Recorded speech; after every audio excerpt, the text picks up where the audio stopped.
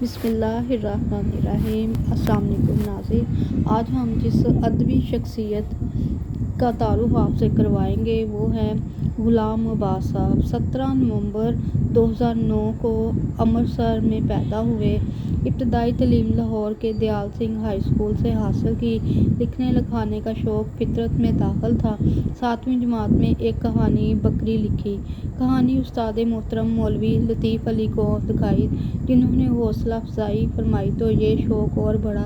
9ویں جماعت تک پہنچتے پہنچتے اس قابل ہو گئے کہ انگریزی نظموں اور کہانیوں کا اردو میں ترجمہ کر سکیں۔ ان کی باقاعدہ ادبی زندگی کا آغاز 1925 میں ہوا۔ 1925 سے 1928 تک غیر ملکی افسانوں کے ترجمے کرتے رہے۔ رسالہ ہزار داستان کے مدیر حکیم احمد شجاع پاشا کے ساتھ ایک معاہدے کے تحت انہوں نے متعدد عالمی ادب کی اصناف کو اردو میں قلب میں ڈالا۔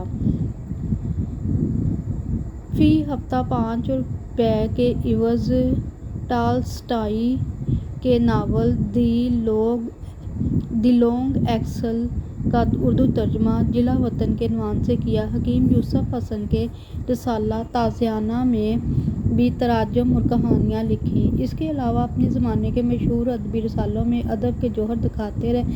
چند رسالوں کے نام جن کے لیے غلام عباس نے لکھا: رسالہ نیرنگ خیال، رسالہ ہمایوں، رسالہ سہیلی، رسالہ امرتسر۔ چراغ حسن حسرت کے رسالہ شیرازہ میں اپنا مشہور افسانہ جزیرہ سخنورہ سال 1936 سے 1937 میں شائع کروایا۔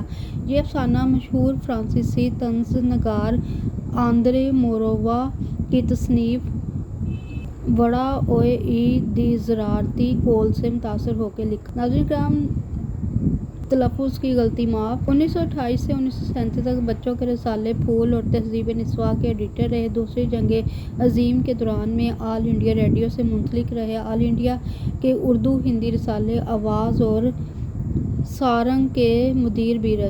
اسی دور میں کئی شاہکار افسانے بھی تخلیق کیے۔ تقسیم کے بعد پاکستان آ گئے، ریڈیو سے وابستہ رہے اور اس کے رسالے آہنگ کے ایڈیٹر کی حیثیت سے کام کرتے رہے۔ ملازمت کے دوران افسانہ نگاری کی طرف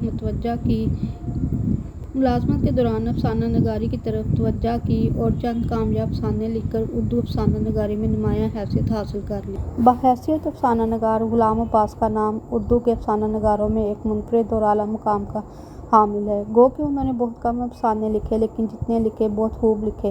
غلام عباس کے افسانوں میں صداقت، واقعیت اور حقیقت پسندی کا وہ جوہر جھلکتا ہے جو افسانہ نگاری کی جان ہوتا ہے۔ ان کے کردار ہماری روزمرہ زندگی اور معاشرے ہی کے چلتے پھرتے اور جیتے جاگتے کردار ہیں۔ آپ کے افسانوی مجموعوں کے نام یہ ہیں: آنندی، جاڑے کی چاندنی، کن رس، رینگنے والے۔ جو ناولٹ آپ نے لکھے ان کے نام یہ ہیں: گوندنی والا تکیہ، جزیرہ سخنورہ، دھنک۔ بچوں کے لیے جو آپ نے ادب لکھا: الحمرا کے افسانے، چاند تارہ نظموں کا مجموعہ ہے، ننھی کی گڑیا۔ جو آپ نے تراجم کیے وہ یہ ہیں: جلا وطن، بیچارہ سپاہی، صدر ایوب کی کتاب فرینڈ نائٹ ماسٹر کا ترجمہ کیا، جس کا ترجمہ ہے جس رزق سے آتی ہو پرواز میں کوتاہی کے نام سے، دیگن۔ 4 چھوٹے ناٹک۔